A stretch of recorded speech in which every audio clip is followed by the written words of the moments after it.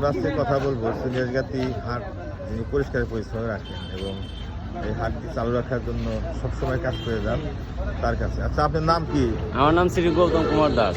আপনার বাড়ি কোথায়, বাসা কোথায়? বাসাটা হচ্ছে রায়গঞ্জ থানা, পাঙ্গাসি ইউনিয়ন, গ্রামের নাম চকানাডুমা। আচ্ছা, আপনি এই হাটে কিসের কাজ করেন, কি আমি করেন? পরিচ্ছন্নতা কাজ করি, ঝাড়ুদার। আচ্ছা, কত বছর যাবত আপনি কাজ করেন? আমি কাজ করি হচ্ছে 20 বছর। আমার দাদা কাজ করতো, আমার বাবা কাজ করতো, তারপরে আমি। তার মানে বংশ পরম্পরায় আপনারা এই হাটের সেবা নিয়োজিত না? জি জি। আচ্ছা, কোনো চাওয়া পাওয়া আছে আপনার মানুষের কাছে? এখানে আর চাওয়া পাওয়া কি, গরিব মানুষ আমরা, আমাদের প্রতি মানুষের মানে খেয়াল থাকে এইটুকু। ঠিক আছে। এমনি আপনি হিন্দু বলে কোনো সমস্যা হয় না তো এখানে? না না না, হিন্দু বলে কোনো সমস্যা নেই, সবার সাথে মিলতালভাবে আমরা চলি। আচ্ছা, ঠিক আছে। পারিশ্রমিক কিভাবে দেয় আপনি?